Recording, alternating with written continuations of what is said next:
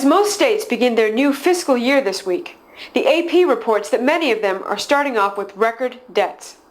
Leading the pack? California.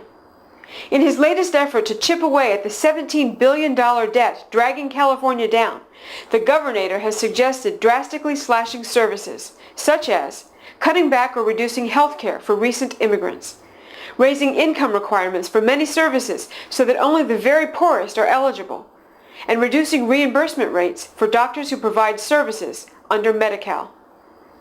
The state claims that the sheer magnitude of their deficit makes it necessary to scrutinize who receives Medi-Cal, but of course, there is one group the state will take extra pains to ignore, at least where scrutiny of any kind is involved. Schwarzenegger on these lucky folks. There is always a time like this where you start pointing the finger at what creates the budget mess. Some may point the finger at illegal immigrants. I have been now 4 years in office in Sacramento. I don't think that illegal immigration has created the mess that we are in. Created? No, we're quite certain that fraud, waste, greed, and general bureaucratic idiocy have all played a part. But in the real world, so do illegal aliens. The question is, how much? While statewide figures are mysteriously hard to come by, Los Angeles County estimates that illegal aliens cost them well more than $1 billion a year, not including education costs. And that's just one county. How many counties are there in California again? You know, a billion here, a billion there, and pretty soon you're talking about real money. In fact, as much as we hate to disagree with the weasels over at Media Matters, turns out that according to a Congressional Budget Office study, illegal aliens use more tax dollars than they pay in. But let's get back to that list of cuts. Notice what they all have in common?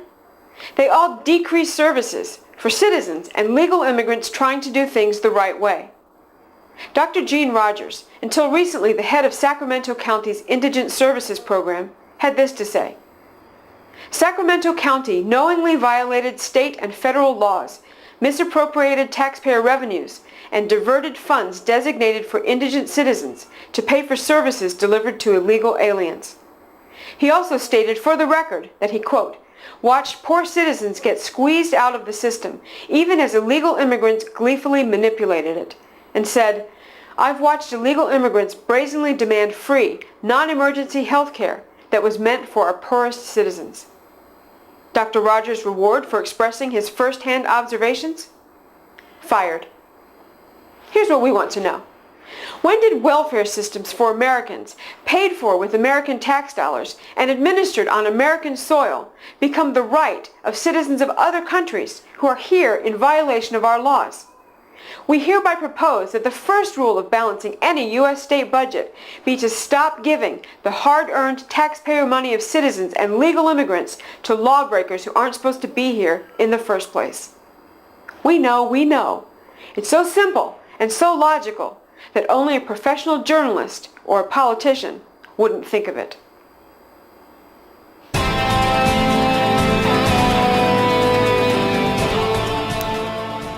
The victim, Breonna Slaughter Eck, a 12-year-old from San Jose, California. The accused, Adriana Fierro de Marin, 31, an illegal alien from Mexico. The charges, driving without a license and a felony vehicular manslaughter charge is pending. The story.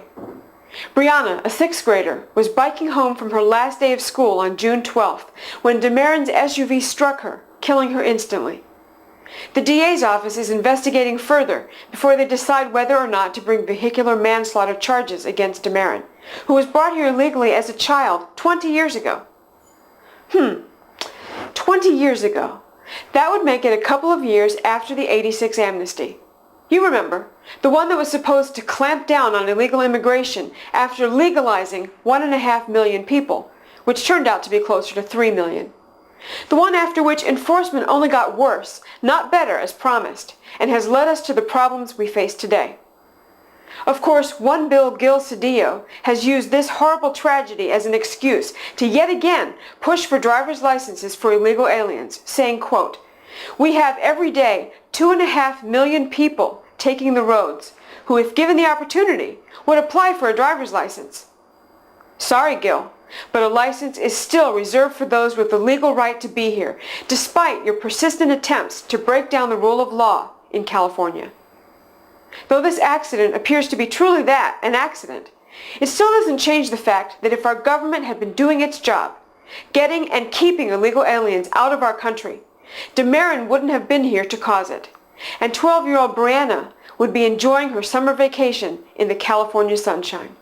And that makes this crime what? 100% preventable.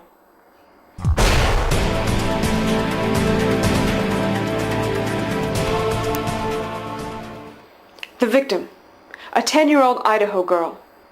The accused, Guadalupe Gutierrez Juarez, 37, an illegal alien. The charges, 3 felony counts of rape. The story. 2 months ago, the 10-year-old girl arrived at an Idaho hospital to give birth. Standing accused is Gutierrez Juarez, the boyfriend of the girl's mother. We're pleased to report that baby and mother are both doing well, but of course the local police had some questions. Namely, how in the hell did a 10-year-old get pregnant and carry the baby to term without anyone blowing the whistle? Her mother knew, of course, but neither reported it nor sought any prenatal care for her daughter, which is why she faces the possibility of 10 years in prison herself. 2 weeks ago, we reported on a Charlotte-Mecklenburg Police Department report that noted a 50% increase in sexual assault charges among their Hispanic community, and attributed it to cultural differences. The report stated that in many Hispanic cultures, it is acceptable for men to engage in sexual activity with younger women. Culture matters, folks.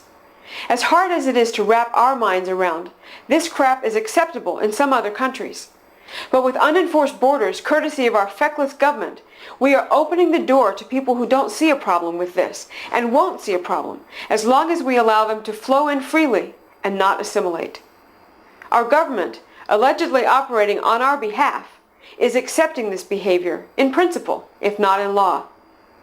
Of course, if our aforementioned feckless government had been doing its job, getting and keeping illegal aliens out of our country, Gutierrez Juarez wouldn't have been here to rape and impregnate an innocent 10-year-old girl. A girl who, if he hadn't been here, might actually have reason to believe that there's some difference between America and Mexico. And that makes this crime what? 100% preventable.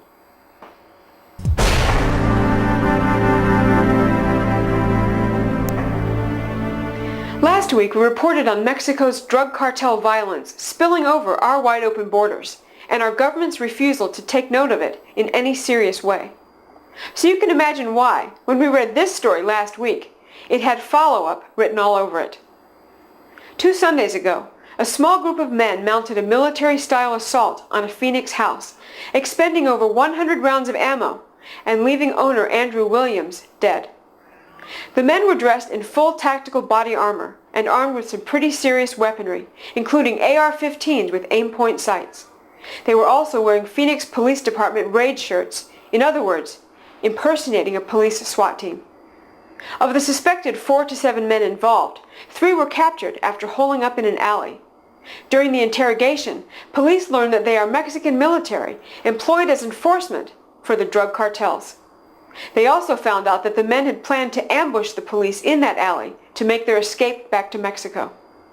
The professionalism and smarts of the cops, and the fact that the men had used most of their ammo shooting up the Williams house, are the only reasons the standoff led to the men's capture, instead of a bloodbath for the Phoenix police officers. The drug war isn't just in Mexico, folks. It's right here, right now, on our side of the border, on our streets, endangering our lives, and the lives of those whose job it is to serve and protect us. The question is, will our feckless government pay attention, and more importantly, will they do anything about it? The Magic 8 Ball says unlikely.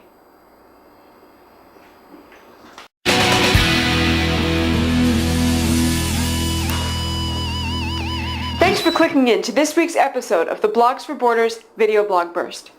As we heat up our grills and head off to the fireworks this week to mark the independence of this great nation, let's remember that America is just as worth fighting for now as it was more than 2 centuries ago. Blogs4Borders is the battle in which we feel called to serve, and we thank you for watching and supporting us. So until next week, be vigilant, be vocal, and be unrelenting. We've got a country to save.